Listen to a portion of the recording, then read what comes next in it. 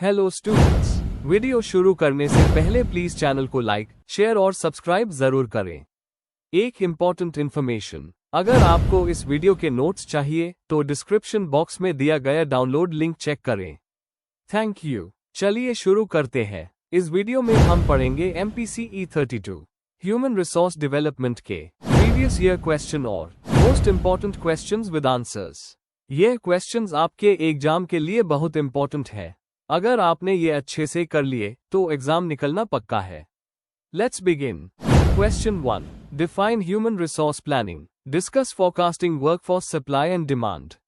Question explanation. इस question में हमें पहले ह्यूमन रिसोर्स प्लानिंग HRP का मतलब बताना है और फिर ये समझाना है कि ऑर्गेनाइजेशंस अपने फ्यूचर में कितने लोगों की जरूरत होगी, डिमांड, और कितने अवेलेबल होंगे, सप्लाई, ये कैसे फोरकास्ट करती है। Answer. Introduction. Human resource planning एक सिस्टमैटिक प्रोसेस है जिसमें ऑर्गेनाइजेशन इंश्योर करती है कि उसके पास सही नंबर और टाइप के लोग सही समय पर मौजूद हो ताकि वो अपने गोल्स अचीव कर सके। HRP एक ब्रिज की तरह काम करता है ऑर्गेनाइजेशन के ऑब्जेक्टिव्स और ह्यूमन रिसोर्स नीड्स के बीच। इसका मेन पर्पस होता है मैनपावर शॉर्टेज और सरप्लस को अवॉइड करना। इस प्रोसेस में करंट एम्प्लॉयज का एनालिसिस, फ्यूचर की जरूरत का एस्टिमेट और उसके लिए एक्शन प्लान बनाना शामिल होता है। Main body. 1. मीनिंग और इम्पोर्टेंस ऑफ HRP। HRP का मतलब है आने वाले समय में मैनपावर की रिक्वायरमेंट का पहले से अंदाजा लगाना और उसके लिए प्लानिंग करना। इससे ऑर्गेनाइजेशन को रिटायरमेंट्स, रेजिग्नेशंस, प्रमोशंस या एक्सपेंशन जैसे चेंजेस के लिए रेडी रहने में मदद मिलती है। HRP से मैनपावर का बेस्ट यूटिलाइजेशन होता है और अननेसेसरी कॉस्ट कम होती है। ये एक लॉन्ग टर्म प्लानिंग प्रोसेस है जो ऑर्गेनाइजेशन के सक्सेस के लिए एसेंशियल है। एग्जाम्पल, जैसे इन्फोसिस अपने फ्यूचर प्रोजेक्ट्स के हिसाब से डिसाइड करता है कि नेक्स्ट ईयर कितने सॉफ्टवेयर इंजीनियर्स की जरूरत होगी। 2. Steps in human resource planning, analysing organisational objectives. सबसे पहले ऑर्गेनाइजेशन के गोल्स और फ्यूचर प्लान समझे जाते हैं, जैसे न्यू प्रोजेक्ट या एक्सपेंशन के plans. Inventory of current manpower, अभी के एम्प्लॉयज का डेटा कलेक्ट किया जाता है उनकी स्किल्स, परफॉर्मेंस और पोटेंशियल के बेसिस पर। Forecasting demand for human resources, इस स्टेप में एस्टीमेट किया जाता है कि फ्यूचर में कितने और किस टाइप के एम्प्लॉयज चाहिए होंगे। Forecasting supply of human resources, इसमें यह देखा जाता है कि करंट स्टाफ और एक्सटर्नल मार्केट से कितने लोग अवेलेबल होंगे। मैचिंग डिमांड एंड सप्लाई, अगर शॉर्टेज है तो रिक्रूटमेंट या ट्रेनिंग प्लान होता है और अगर सरप्लस है तो रीडिप्लॉयमेंट या रिटायरमेंट स्कीम्स यूज होती है। एक्शन प्लानिंग एंड मॉनिटरिंग, जो प्लान बना है उससे इम्प्लीमेंट किया जाता है और रेगुलर रिव्यू करके अपडेट किया जाता है। 3. Forecasting workforce demand, demand forecasting का मतलब है फ्यूचर में रिक्वायर्ड एम्प्लॉयज और उनकी स्किल्स का एस्टिमेशन करना। Common methods, managerial judgement, experience के बेसिस पर मैनेजर्स प्रिडिक्शन करते हैं। वर्क स्टडी, वर्कलोड और प्रोडक्टिविटी के बेसिस पर मैनपावर कैलकुलेट होता है। स्टैटिस्टिकल मॉडल्स, ट्रेंड और रिग्रेशन एनालिसिस यूज होता है। डेल्फी टेक्निक, एक्सपर्ट्स के ओपिनियंस लेकर एक कंसेंसस बनाया जाता है। एग्जाम्पल, अगर मैन्युफैक्चरिंग कंपनी को पता है कि प्रोडक्शन 20% बढ़ेगा तो उसके हिसाब से लेबर डिमांड भी बढ़ेगी। 4. Forecasting workforce supply, supply forecasting का मतलब है एस्टिमेट करना कि फ्यूचर में क्वालिफाइड लोग कितने अवेलेबल होंगे, ऑर्गेनाइजेशन के अंदर और बाहर दोनों जगह। इंटरनल सप्लाई, प्रमोशंस और transfers, retirement, resignation, training results. External supply, labour market situation, education system और स्किल्स ट्रेंड, गवर्नमेंट पॉलिसीज और माइग्रेशन रेट। एग्जाम्पल, अगर किसी सिटी में इंजीनियरिंग कॉलेजेस ज्यादा है तो स्किल्ड ग्रेजुएट्स की एक्सटर्नल सप्लाई ज्यादा होगी। 5. Challenges in HR forecasting, technology के फास्ट चेंज होने से स्किल्स ऑब्सोलीट हो जाते हैं। मार्केट और इकोनॉमी के अप्स एंड डाउन से फोरकास्टिंग डिफिकल्ट हो जाती है। एम्प्लॉय टर्नओवर का एग्जैक्ट प्रेडिक्शन मुश्किल होता है। गलत डाटा से प्लानिंग फेल हो सकती है। कंक्लूजन, ह्यूमन रिसोर्स प्लानिंग और वर्कफोर्स फोरकास्टिंग दोनों ऑर्गेनाइजेशन के लिए स्ट्रैटेजिक इंपॉर्टेंस रखते हैं। ये एंश्योर करते हैं कि सही लोग सही समय पर अवेलेबल हो। इससे ऑर्गेनाइजेशन को स्टेबिलिटी मिलती है, कॉस्ट कम होती है और परफॉर्मेंस इंप्रूव होता है। आज के कंपेटिटिव एनवायरनमेंट में HRP एक मस्ट हैव प्रोसेस है। If you need the notes of this video, there's a download link in the description box. Be sure to check it out. Thank you. Let's see the next question. Question 2. Describe the methods of training and development. Question explanation. इस question में हमें training और development के अलग अलग methods explain करने हैं। आपको दोनों ऑन द जॉब और of the job training methods detail में बताने हैं, उनके एग्जाम्पल्स के साथ ही बताना है कि ये मेथड्स एम्प्लॉइज और ऑर्गेनाइजेशन के लिए कैसे हेल्पफुल होते हैं। आंसर। इंट्रोडक्शन। ट्रेनिंग और डेवलपमेंट ह्यूमन रिसोर्स डेवलपमेंट का एक इंपॉर्टेंट पार्ट है। ट्रेनिंग का मतलब होता है एम्प्लॉइज को उनके करंट जॉब के लिए जरूरी स्किल्स और नॉलेज देना। डेवलपमेंट का फोकस लॉन्ग टर्म ग्रोथ पर होता है, जैसे लीडरशिप, डिसीजन मेकिंग और फ्यूचर रिस्पॉन्सिबिलिटीज के लिए तैयारी। आज के टाइम में दोनों ही कंटिन्यूअस प्रोसेस है जो एम्प्लॉइज को ऑर्गेनाइजेशन के गोल्स के साथ अलाइन करते हैं। Main body. 1. On the job training methods. यह ट्रेनिंग डायरेक्टली काम करते हुए दी जाती है, जहां एम्प्लॉय अपना एक्चुअल जॉब परफॉर्म करते हुए सीखता है। A. Job instruction training. Supervisor या experienced worker step by step job करना सिखाता है। एग्जाम्पल, फैक्ट्री वर्कर्स को मशीन ऑपरेट करना सिखाना।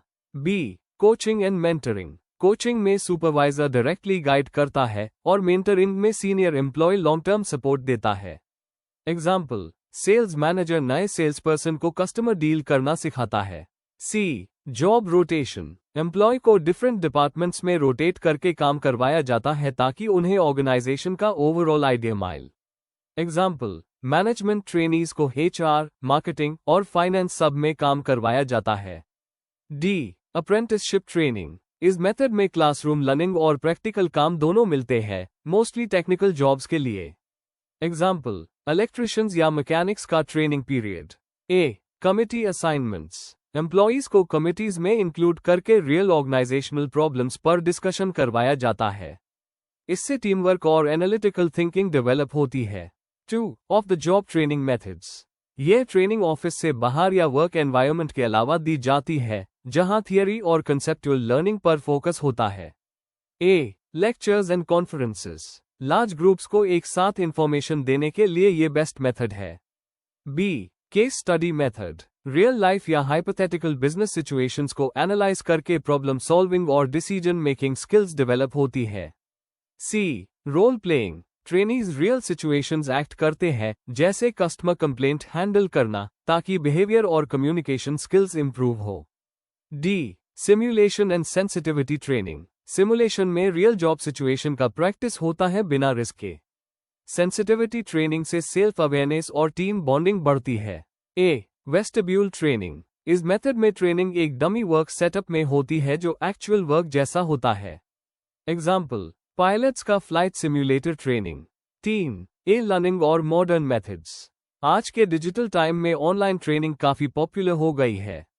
ए. Web based training. Employees online modules के थ्रू अपने पेस पर ट्रेनिंग करते हैं। एग्जाम्पल, सॉफ्टवेयर कंपनीज अपने स्टाफ को नए टूल्स सिखाती है online. B. MOOC, massive open online courses. Coursera, Udemy जैसे प्लेटफॉर्म्स के कोर्सेज एम्प्लॉइज के डेवलपमेंट के लिए यूज किए जाते हैं। सी. मोबाइल लर्निंग और virtual reality VR। Mobile learning से कहीं भी कभी भी ट्रेनिंग मिल सकती है और VR रियलिस्टिक एनवायरनमेंट प्रोवाइड करता है। 4. Importance of training and development.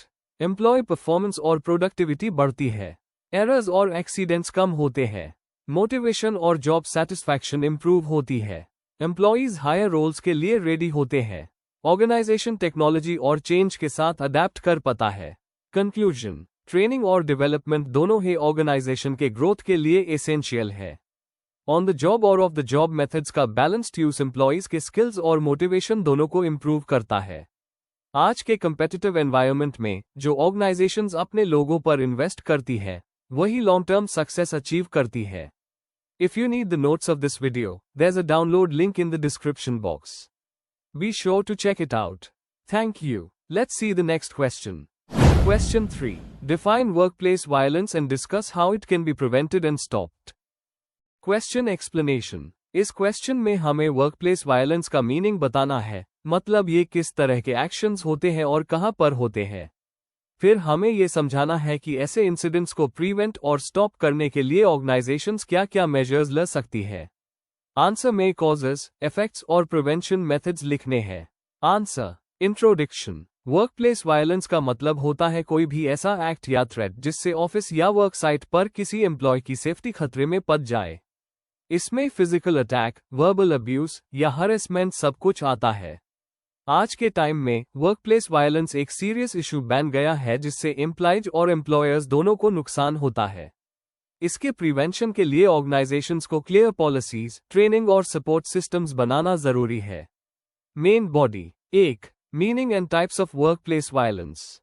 Workplace violence उन सभी एक्ट्स को इंक्लूड करता है जिसमें किसी को फिजिकल या इमोशनल डैमेज हो। ओशा के अकॉर्डिंग वर्कप्लेस वायलेंस का मतलब है किसी भी तरह का फिजिकल वायलेंस, हरासमेंट, इंटिमिडेशन या थ्रेटनिंग बिहेवियर जो वर्क साइट पर हो। टाइप्स। फिजिकल वायलेंस जैसे किसी को मारना, धक्का देना या असॉल्ट करना। वर्बल अब्यूज गली देना, इंसल्ट करना या psychological harassment. Sexual harassment unwanted advances या इनअप्रोप्रिएट बिहेवियर। थ्रेट्स किसी को डराना या फियर क्रिएट करना। एग्जाम्पल, हॉस्पिटल, रिटेल और पब्लिक डीलिंग सेक्टर्स में एम्प्लॉयज को अक्सर कस्टमर्स के अग्रेशन का सामना करना पड़ता है। 2. Causes and risk factors. Workplace violence के कई रीजंस हो सकते हैं। स्ट्रेस और फ्रस्ट्रेशन, हाई वर्कलोड और जॉब इनसिक्योरिटी से स्ट्रेस बढ़ता है। पुअर मैनेजमेंट, अगर ऑर्गेनाइजेशन में कम्युनिकेशन वीक है तो कॉन्फ्लिक्ट बढ़ता है। सब्सटेंस अब्यूज, ड्रग्स या अल्कोहल लेने वाले एम्प्लॉयज ज्यादा अग्रेसिव हो जाते हैं। सिक्योरिटी की कमी, कैमरास, गार्ड्स या लाइटिंग न होने से रिस्क बढ़ता है। कल्चरल कॉन्फ्लिक्ट्स, टीम के अंदर डिस्क्रिमिनेशन या जेलसी से वायलेंस होता है। एग्जाम्पल, हॉस्पिटल के केस में पेशेंट्स और स्टाफ के बीच आर्ग्यूमेंट्स बढ़ने पर अग्रेशन के केसेस बढ़ गए, जिसका रीजन था लॉन्ग वेटिंग टाइम और pressure. 3. Impact of workplace violence. इसका इफेक्ट सिर्फ इंडिविजुअल्स पर नहीं बल्कि पूरी ऑर्गेनाइजेशन पर पड़ता है। एम्प्लॉयज पर एंजाइटी, फियर, डिप्रेशन और जॉब सेटिस्फैक्शन कम हो जाती है। ऑर्गेनाइजेशन पर प्रोडक्टिविटी घट जाती है, रेपुटेशन खराब होती है और लीगल केसेस बढ़ते हैं। वर्क कल्चर पर एम्प्लॉयज के बीच ट्रस्ट और टीम वर्क खत्म हो जाता है। एग्जाम्पल, ILO के एक सर्वे के हिसाब से जहां वर्कप्लेस एग्रेशन ज्यादा होती है वहां एम्प्लॉयज की परफॉर्मेंस 30% तक गिर जाती है। 4. Prevention and control measures. Workplace violence को रोकने के लिए प्रोएक्टिव अप्रोच लेना जरूरी है। A. पॉलिसीज और rules. Zero tolerance policy implement करनी चाहिए। कंप्लेंट सिस्टम क्लियर और सेफ होना चाहिए। विक्टिम्स के लिए कॉन्फिडेंशियलिटी मेंटेन करनी चाहिए। B. ट्रेनिंग और अवेयरनेस। एम्प्लॉयज को कम्युनिकेशन और स्ट्रेस मैनेजमेंट की ट्रेनिंग देनी चाहिए। मैनेजर्स को अर्ली वार्निंग साइंस पहचानने की ट्रेनिंग मिलनी चाहिए। C. Security arrangements. CCTV, panic button और एंट्री कंट्रोल सिस्टम्स लगाने चाहिए। सिक्योरिटी स्टाफ को प्रॉपर ट्रेनिंग देनी चाहिए। D. काउंसलिंग और सपोर्ट। विक्टिम्स के लिए साइकोलॉजिकल काउंसलिंग अवेलेबल होनी चाहिए। Employee assistance programmes EAP run करने चाहिए। A. Legal framework. ऑर्गेनाइजेशंस को labour laws, sexual harassment acts और सेफ्टी रूल्स फॉलो करने चाहिए। एग्जाम्पल, TCS और गूगल जैसे कंपनीज ने स्ट्रिक्ट एंटी हरासमेंट पॉलिसीज और अवेयरनेस ट्रेनिंग प्रोग्राम स्टार्ट किए हैं। कंक्लूजन, वर्कप्लेस वायलेंस एक मेजर प्रॉब्लम है जिसे सिर्फ स्ट्रिक्ट पॉलिसीज और अवेयरनेस के जरिए कंट्रोल किया जा सकता है। अगर ऑर्गेनाइजेशन सपोर्टिव और ट्रांसपेरेंट कल्चर बनाए तो एम्प्लॉयज सिक्योर फील करते हैं। सेफ एनवायरनमेंट, प्रोडक्टिविटी और मोटिवेशन दोनों बढ़ता है। If you need the notes of this video, there is a download link in the description box. Be sure to check it out. Thank you. Let's see the next question. Question 4. Discuss the types and significance of corporate social responsibility. Question explanation. इस question में हमें corporate social responsibility CSR का मतलब समझाना है, उसके अलग अलग टाइप्स बताने हैं और ये डिस्कस करना है कि CSR ऑर्गेनाइजेशंस और सोसाइटी दोनों के लिए क्यों इंपॉर्टेंट है। इसमें यह बताना है कि CSR एक्टिविटीज बिजनेस, एम्प्लॉयज और कम्युनिटी को कैसे बेनिफिट करती है। Answer. Introduction. Corporate social responsibility यानी CSR का मतलब है बिजनेस का सोशल और एथिकल रिस्पॉन्सिबिलिटी लेना, सिर्फ प्रॉफिट बनाना है नहीं बल्कि सोसाइटी के वेलफेयर के लिए भी काम करना। एक रिस्पॉन्सिबल ऑर्गेनाइजेशन अपने एम्प्लॉयज, कस्टमर्स, एनवायरनमेंट और कम्युनिटी सबके प्रति जिम्मेदार होती है। आज के टाइम में CSR एक इम्पॉर्टेंट कॉन्सेप्ट बन गया है जो सस्टेनेबल डेवलपमेंट और एथिकल बिजनेस प्रैक्टिसेस को प्रमोट करता है। Main body. 1. Meaning and concept of CSR definition. World business council for sustainable development के हिसाब से CSR का मतलब है एक कंटिन्यूअस कमिटमेंट जिसमें बिजनेस एथिकल तरीके से काम करता है और इकोनॉमिक डेवलपमेंट के साथ लोगों के जीवन का स्टैंडर्ड इंप्रूव करता है। CSR सिर्फ कानून फॉलो करने तक लिमिटेड नहीं है, बल्कि ये एक वॉलंटरी एफर्ट है जिससे कंपनी सोशल और एनवायरमेंटल वेलफेयर में कंट्रीब्यूट करती है। इसका मेन आइडिया है कि प्रॉफिट के साथ एथिकल और रिस्पॉन्सिबल प्रैक्टिसेस भी होनी चाहिए। 2. Types of CSR। Carols pyramid के हिसाब से CSR के 4 मेन टाइप्स होते हैं। Economic responsibility. बिजनेस का पहला रिस्पॉन्सिबिलिटी है प्रॉफिट कमाना ताकि वो सस्टेन कर सके और जॉब्स क्रिएट करे। एग्जाम्पल, बिजनेस एक्सपैंड करके एम्प्लॉयमेंट देना। Legal responsibility. कंपनी को अपने बिजनेस को कानूनी दायरे में रहकर चलाना चाहिए। एग्जाम्पल, टैक्स सही टाइम पर देना, सेफ्टी लॉज फॉलो करना। Ethical responsibility. जब लॉ कुछ नहीं कहता तब भी मोरल और फेयर रहना बिजनेस का फर्ज है। एग्जाम्पल, कमजोर लेबर लॉज वाले कंट्रीज में भी वर्कर्स के राइट्स का ध्यान रखना। Philanthropic responsibility. यह वॉलंटरी होती है जिसमें कंपनी चैरिटी, डोनेशन या कम्युनिटी सर्विस करती है।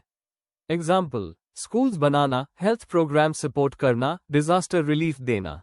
3. Significance of CSR। CSR her level पर फायदेमंद होती है, बिजनेस के लिए, सोसाइटी के लिए और एनवायरनमेंट के लिए। फॉर बिजनेस, कंपनी की इमेज और गुडविल बढ़ती है, एम्प्लॉयज की मोटिवेशन और लॉयल्टी इंप्रूव होती है, लॉन्ग टर्म में रिस्क कम होता है। सोशली रिस्पॉन्सिबल कंपनीज इन्वेस्टर्स और कस्टमर्स को अट्रैक्ट करती है। फॉर सोसाइटी, CSR से एजुकेशन, हेल्थ और एम्प्लॉयमेंट प्रमोट होता है, कम्युनिटी डेवलपमेंट और पॉवर्टी रिडक्शन होता है। फॉर गवर्नमेंट, CSR गवर्नमेंट के सोशल वेलफेयर एफर्ट्स को सपोर्ट करती है, पब्लिक रिसोर्सेज पर प्रेशर कम करती है। For environment, CSR environment friendly activities promote करती है जैसे पॉल्यूशन कंट्रोल, रिसाइकलिंग और reforestation. 4. CSR in Indian context. India में CSR को लीगल स्टेटस कंपनीज एक्ट 2013 के सेक्शन 135 के अंडर मिला। इसके तहत कुछ कंपनीज को अपने एवरेज नेट प्रॉफिट का 2% CSR एक्टिविटीज पर खर्च करना मैंडेटरी है। CSR के मेन एरियाज है education, health, poverty alleviation, gender equality और environment protection. Example, Tata group, Infosys foundation और रिलायंस फाउंडेशन अपने CSR वर्क के लिए मशहूर है।